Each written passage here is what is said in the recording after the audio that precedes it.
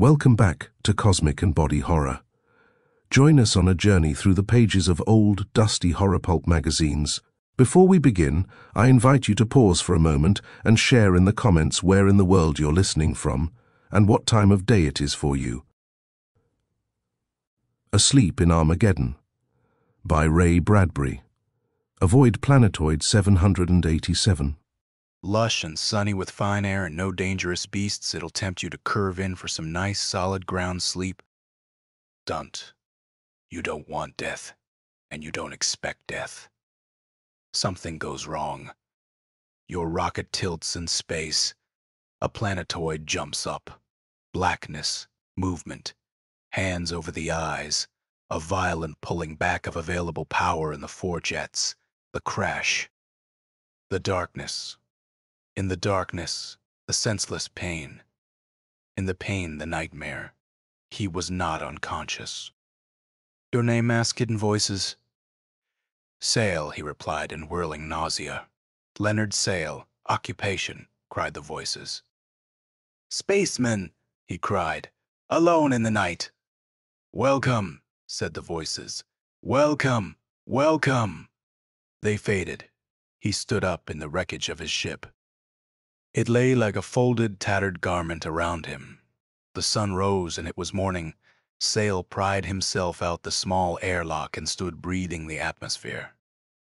Luck. Sheer luck. The air was breathable. An instant's checking showed him that he had 2 months' supply of food with him. Fine, fine. And this he fingered at the wreckage. Miracle of miracles. The radio was intact. He stuttered out the message on the sending key. Scratch it on planetoid 787. Sale sending help. Sale sent help. The reply came instantly. Hello, Sale Mrs. Adams. In Mapresport sending rescued ship. Logarithm aware of. Planetoid 787. In 6 days hang on. Sale did a little dance. It was simple as that. One crashed. One had food. One radioed for help. Help came. La, he clapped his hands. The sun rose and was warm. He felt no sense of mortality. 6 days would be no time at all. He would eat. He would read. He would sleep. He glanced at his surroundings. No dangerous animals. A tolerable oxygen supply. What more could one ask? Beans and bacon was the answer. The happy smell of breakfast filled the air. After breakfast, he smoked a cigarette slowly, deeply blowing out. He nodded contentedly. What a life. Not a scratch on him. Luck. Sheer luck. His head nodded sleep, he thought. Good idea. 40 winks. Plenty of time to sleep. Take it easy. 6 whole, long, luxurious days of idling and philosophizing. Sleep, he stretched himself out, tucked his arm under his head and shut his eyes. Insanity came in to take him. The voices whispered, Dape. Yes, sleep, said the voices. Ah, sleep, sleep. He opened his eyes. The voices stopped. Everything was normal. He shrugged. He shut his eyes casually, fitfully. He settled his long body. Cheery, sang the voices far away. Ah, sang the voices. Say, sleep, sleep, sleep, sleep, sang the voices. Die, die, die, die, die, sang the voices. Oh, moo, cried the voices. Mum. A bee ran through his brain. He sat up. He shook his head. He put his hands to his ears. He blinked at the crashed ship, hard metal. He felt the solid rock under his fingers. He saw the real sun warming the blue sky. Let's try sleeping on our back, he thought. He adjusted himself. Lying back down, his watch ticked on his wrist. The blood burned in his veins. Sleep, sleep, sleep, sleep, sleep, sleep, sang the voices. Oh, oh, sang the voices. Oh, oh, sang the voices. Dee, dee, die, die, die. Sleep, sleep, die, sleep, die, sleep, die. Oh, oh, ee. Blood tapped in his ears. The sound of the wind rising. Mine, said a voice. Mine, mine, he's mine. No, mine, said another voice. No, mine, he's mine. No, ours, sang 10 voices. Ours, he's ours. His fingers twitched, his jaws spasmed, his eyelids jerked. At last, sang a high voice. Now the long time. The waiting. Over, sang the high voice, over at last. It was like being under sea. Green songs, green visions, green time. Bubbled voices drowning in deep liquors of sea tide. Far away choruses chanting senseless rhymes. Leonard Sale stirred in agony. Mine, cried a loud voice. Mine, shrieked another. Ours, shrieked the chorus. The din of metal, the crash of sword, the conflict, the battle, the fight, the war. All of it exploding, his mind fiercely torn apart. He leaped up, screaming. The landscape melted and flowed. He leaped up raving. What was going on? A voice said, I am Tile of Rathalar, proud Teal, Teal of the Blood Mound, and the Death Drum, Tile of Rathalar, killer of men. Another spoke, I am Yor of Wendio, wise Yor, destroyer of infidels. The chorus chanted, and we the warriors, we the steel, we the warriors, we the red blood rushing, the red blood falling, the red blood steaming in the sun. Leonard Sale staggered under the burden. Go away, he cried. Leave me, in God's name, leave me. Ye, we, shrieked the high sound of steel hot on steel. Silence. He stood with the sweat boiling out of him. He was trembling so violently he could not stand. Insane, he thought. Absolutely insane. Raving insane. Insane. He jerked the food kit open, did something to a chemical packet. Hot coffee was ready in an instant. He mouthed it, spilled gushes of it down his shirt. He shivered. He sucked in raw gulps of breath. Let's be logical, he thought. Sitting down heavily, the coffee seared his tongue. No record of insanity in the family for 200 years. All healthy, well-balanced. No reason for insanity now. Shock. Silly. No shock. I am to be rescued in 6 days. No shock to that. No danger. Just an ordinary planetoid. Ordinary. Ordinary place. No reason for insanity. I am sane. Oh, cried a small metal voice within, an echo fading. Yes, he cried, beating his fists together. Sane. Ha ha ha ha ha ha. Somewhere of vanishing laughter, he whirled about. Shut up, you, he cried. We didn't say anything, said the mountains. We didn't say anything, said the sky. We didn't say anything, said the wreckage. All right, then, he said, swaying. See that you don't. Everything was normal. The pebbles were getting hot. The sky was big and blue. He looked at his fingers and saw the way the sun burned on every black hair. He looked at his boots and the dust on them. Suddenly he felt very happy because he made a decision. I won't go to sleep, he thought. I am having nightmares, so why sleep? There is your solution. He made a routine. From 9 o'clock in the morning, which was this minute until 12.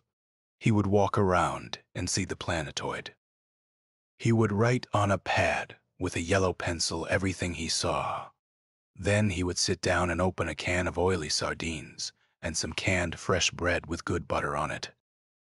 From 12:30 until 4, he would read 9 chapters of War and Peace. He took the book from the wreckage and laid it where he might find it later. There was a book of T.S. Eliot's poetry, too. That might be nice. Supper would come at 5:30, and then from 6 until 10 he would listen to the radio from Earth. There would be a couple of bad comedians telling jokes, and a bad singer singing some song, and the latest news flashes, signing off at midnight with the barren anthem. After that, he felt sick. I'll play solitaire until dawn, he thought. I'll sit up and drink hot black coffee and play solitaire. No cheating until sunrise. Ho, ho, he thought. What did you say? He asked himself. I said, ha ha, he replied. Sometime you'll have to sleep. I am wide awake, he said. Liar, he retorted, enjoying the conversation. I feel fine, he said. Hypocrite, he replied. I'm not afraid of the night, or sleep, or anything, he said. Very funny, he said. He felt bad. He wanted to sleep, and the fact that he was afraid of sleep made him want to lie down all the more and shut his eyes and curl up. Comfy cozy, asked his ironic censor. I'll just walk and look at the rocks and the geological formations and think how good it is to be alive, he said. Ye gods, cried his censor. William Saroyan, you'll go on, he thought. Maybe one day, maybe one night, but what about the next night, and the next, and the next? Can you stay awake all that time, for 6 nights until the rescue ship comes? Are you that good, that strong? The answer was no. What are you afraid of? I don't know those voices, those sounds, but they can't hurt you, can they? They might. You've got to face them sometime, must I? Brace up to it, old man. Chin up, and all that rot.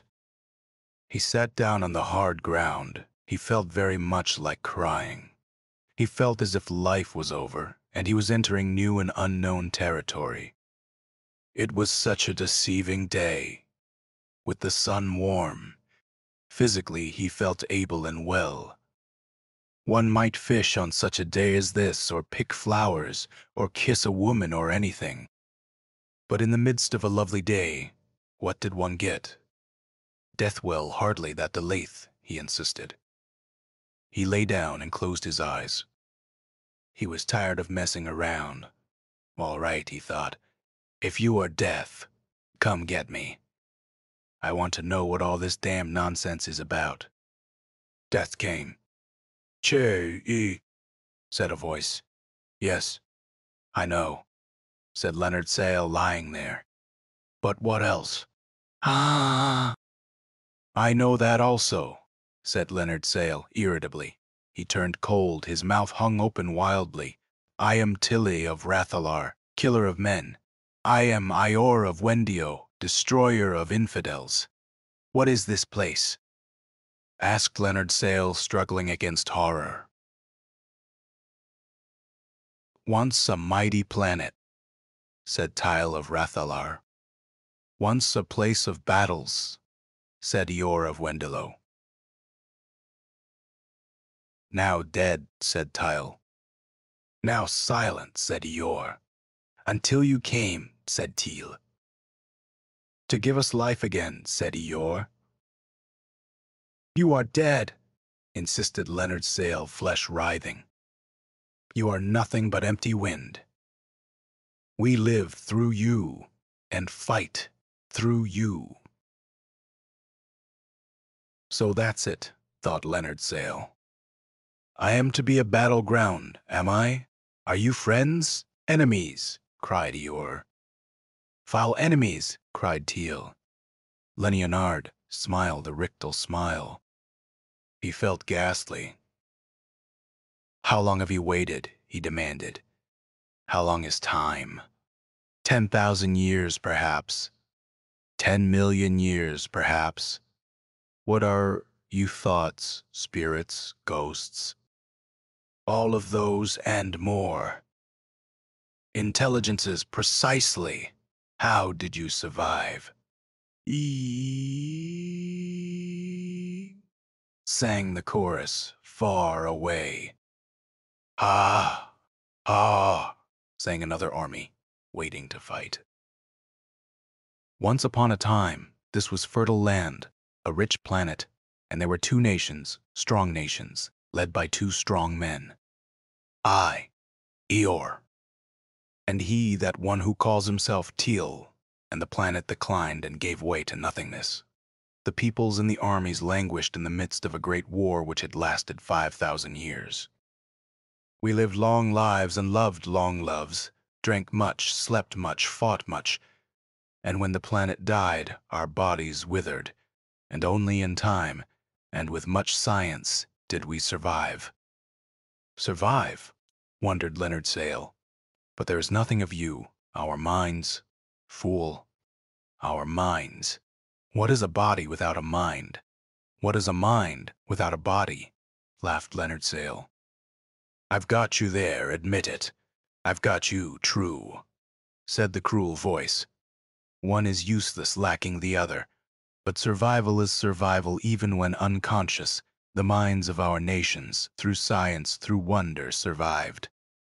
But without senses, lacking eyes, ears, lacking touch, smell, and the rest.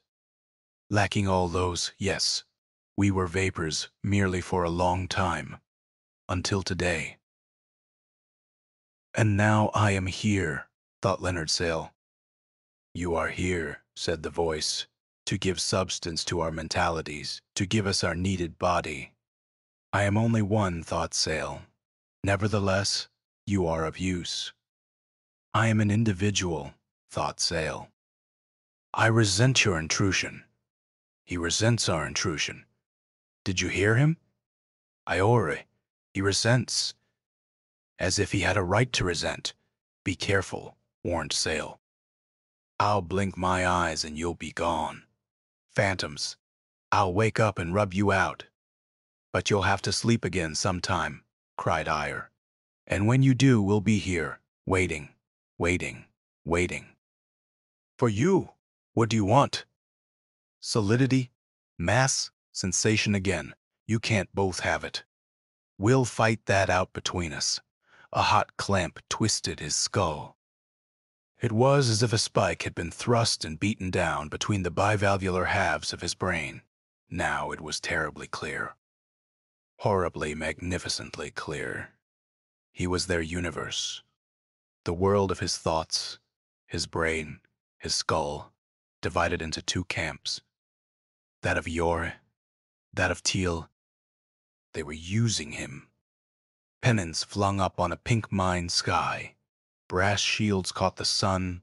Gray animals shifted and came rushing in bristling tides of sword and plume and trumpet. Eeeeee! The rushing, ah! The roaring, moan.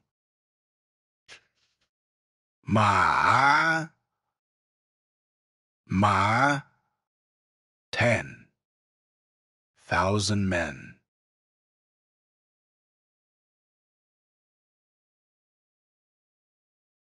Ho- 10,000 men floated on the shellacked inner ball of his eye. 10,000 javelins hissed between the small bone hulls of his head. 10,000 jeweled guns exploded. 10,000 voices chanted in his ears. Now his body was riven and extended, shaken and rolled. He was screaming, writhing. The plates of his skull threatened to burst asunder.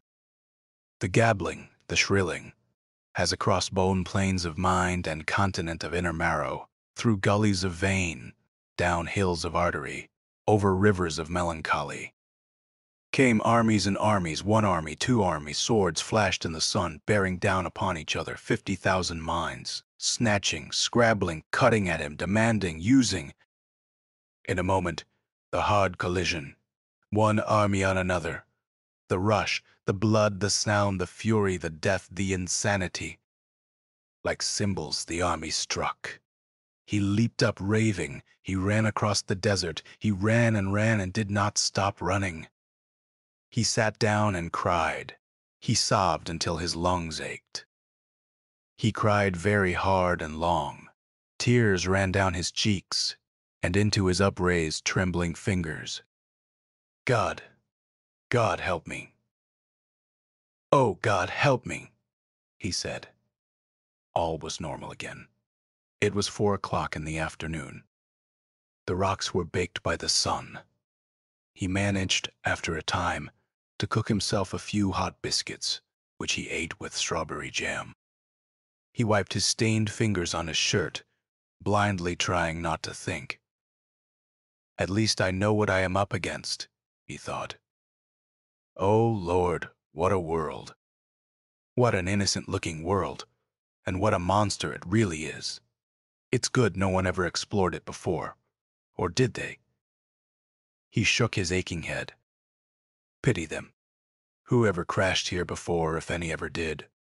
Warm sun, hard rocks, not a sign of hostility. A lovely world, until you shut your eyes and relaxed your mind. And the night, and the voices, and the insanity, and the death padded in on soft feet. I am all right now, though, he said, proudly. Look at that. He displayed his hand. By a supreme effort of will, it was no longer shaking. I'll show you who in hell's ruler here, he announced to the innocent sky. I am. He tapped his chest. But think that thought could live that long. 1,000,000 years, perhaps, all these thoughts of death and disorder and conquest. Lingering in the innocent but poisonous air of the planet, waiting for a real man to give them a channel through which they might issue again in all their senseless virulence. Now that he was feeling better, it was all silly. All I have to do, he thought, is stay awake 6 nights. They won't bother me that way. When I am awake, I am dominant. I am stronger than those crazy monarchs and their silly tribes of sword flingers and shield bearers and horn blowers. I'll stay awake. But can you? He wondered. 6 whole nights. Awake. There is coffee and medicine and books and cards. But I am tired now. So tired, he thought. Can I hold out well? If not, there is always the gun. Where will these silly monarchs be if you put a bullet through their stage? All the world's a stage. No, you, Leonard Sale, are the small stage and they the players. And what if you put a bullet through the wings, tearing down scenes, destroying curtains, ruining lines? Destroy the stage, the players, all, if they aren't careful. First of all, he must radio through to Marsport again. If there was any way they could rush the rescue ship sooner, then maybe he could hang on. Anyway, he must warn them what sort of planet this was, this so innocent-seeming spot of nightmare and fever vision. He tapped on the radio key for a minute. His mouth tightened. The radio was dead. It had sent through the proper rescue message, received a reply, and then extinguished itself. The proper touch of irony, he thought. There was only one thing to do. Draw a plan. This he did. He got a yellow pencil and delineated his 6-day plan of escape. Tonight he wrote, read 6 more chapters of War and Peace. At 4 in the morning have hot black coffee. At 4:15 take cards from pack and play 10 games of solitaire. This should take until 6:30 when more coffee. At 7 o'clock, listen to early morning programs from Earth if the receiving equipment on the radio works at all. Does it? He tried the radio receiver. It was dead, well, he wrote. From 7 o'clock until 8, sing all the songs you remember. Make your own entertainment. From 8 until 9, think about Helen King. Remember Helen. On second thought, think about Helen right now. Helen King. He marked that out with his pencil. The rest of the days were set down in minute detail. He checked the medical kit. There were several packets of tablets that would keep you awake, 1 tablet an hour, every hour for 6 days. He felt quite confident. Here is mud in your evil eye, your teal. He swallowed one of the stay-awake tablets with a scalding mouth of black coffee.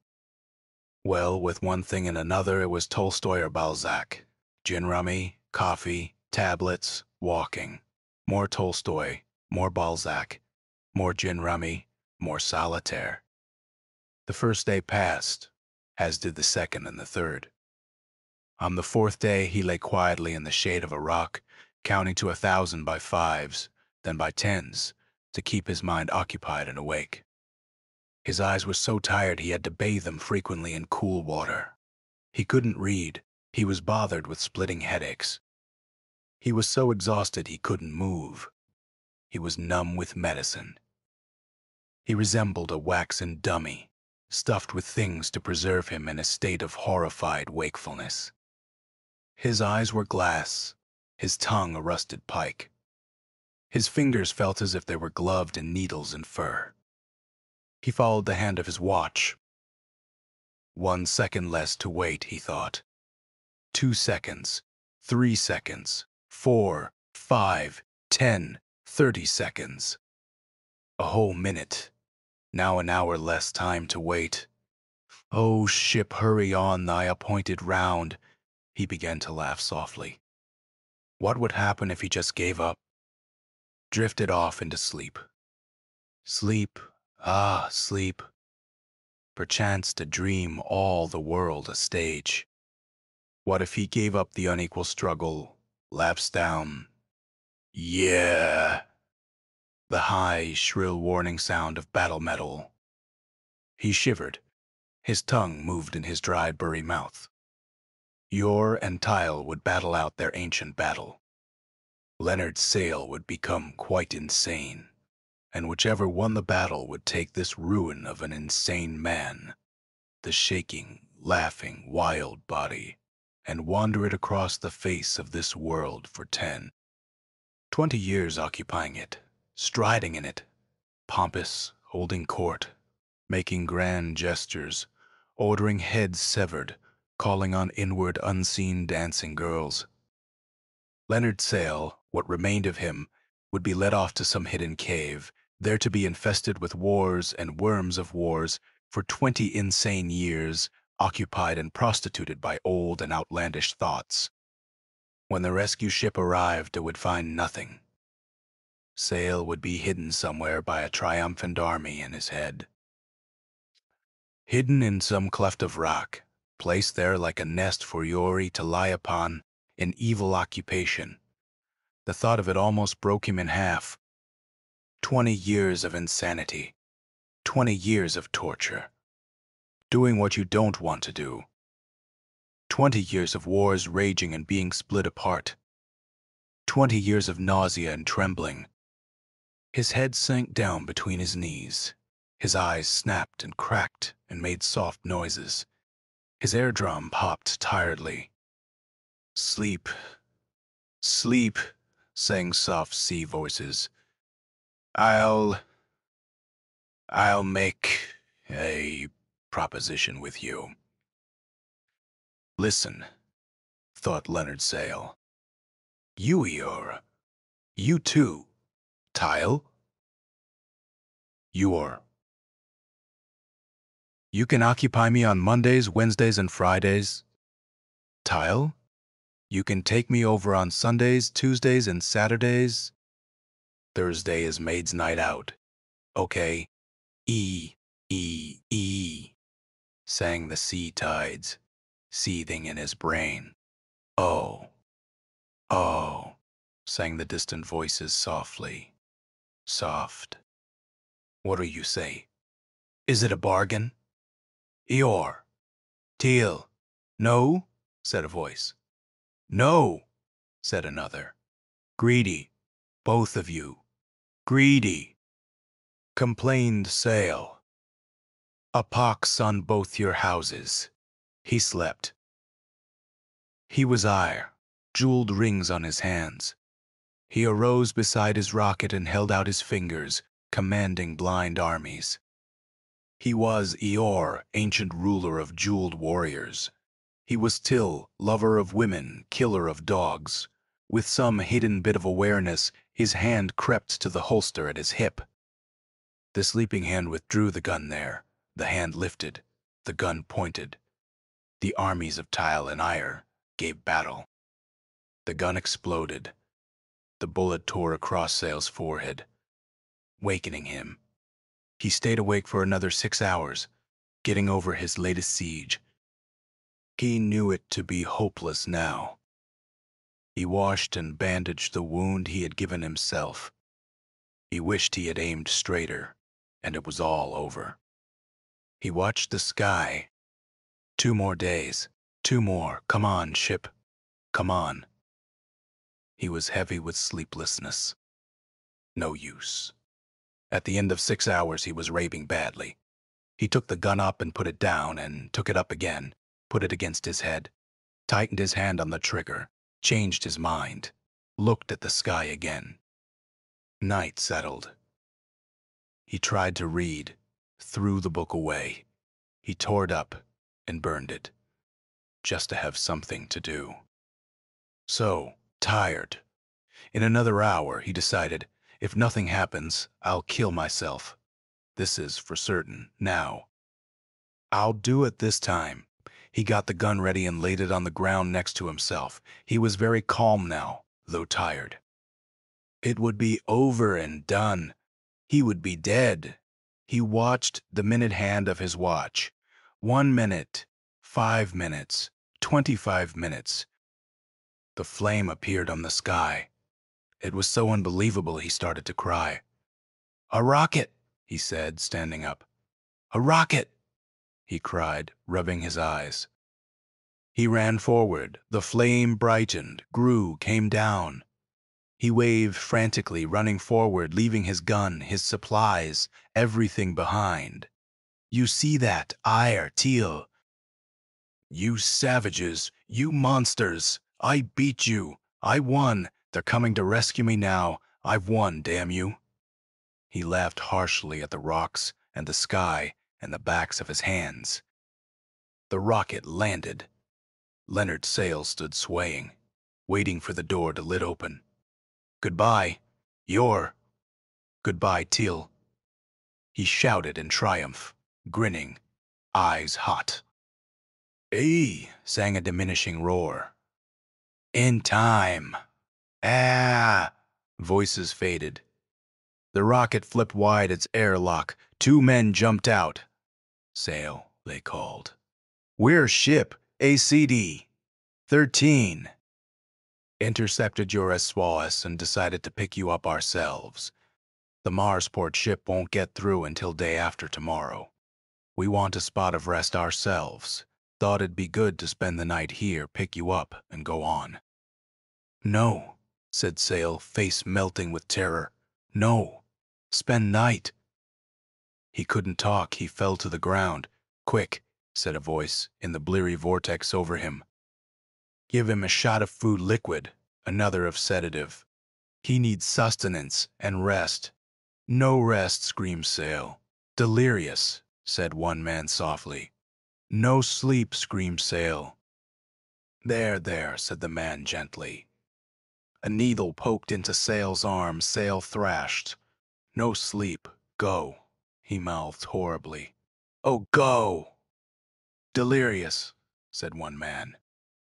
"Shuck, no sedative," screamed Sail. The sedative flowed into him. Sang the ancient winds. "Ah," sang the ancient seas. "No sedative, no sleep, please, don't," screamed Sail, trying to get up. "You don't understand. Take it easy, old man. You are safe among us now. Nothing to worry about," said the rescuer above him. Leonard Sail slept. The 2 men stood over him. As they watched, Sale's features changed violently. He groaned and cried and snarled in his sleep. His face was riven with emotion. It was the face of a saint, a sinner, a fiend, a monster, a darkness, a light one, many an army, a vacuum, all. He writhed in his sleep. Chi, the sound burst from his mouth. Ah, he screamed. What's wrong with him? Asked one of the two rescuers. I don't know. More sedative. More sedative. Nerves. He needs more sleep. They stuck the needle in his arm.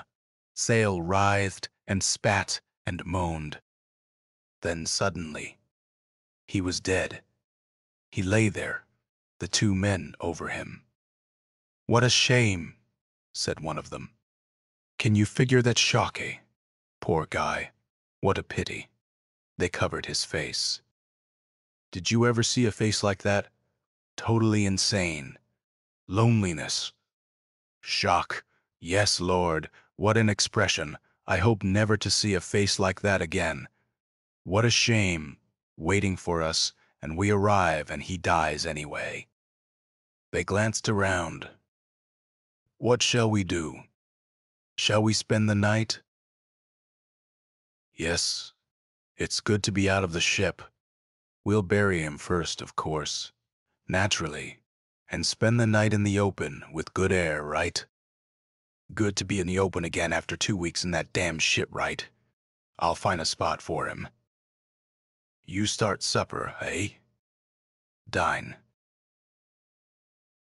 Should be good sleeping tonight. Fine. Fine. They made a grave and said a word over it. They drank their evening coffee silently. They smelled the sweet air of the planet and looked at the lovely sky and the bright and beautiful stars. What a night, they said, lying down. Pleasant dreams, said one, rolling over, and the other replied, Pleasant dreams. They slept. End of Asleep in Armageddon by Bradbury. If you found this story interesting, take a moment to support the channel, hit subscribe, click the bell icon so you're notified of new stories, leave a comment, and give the video a thumbs up. Share it on your socials if you think others might enjoy pulp horror.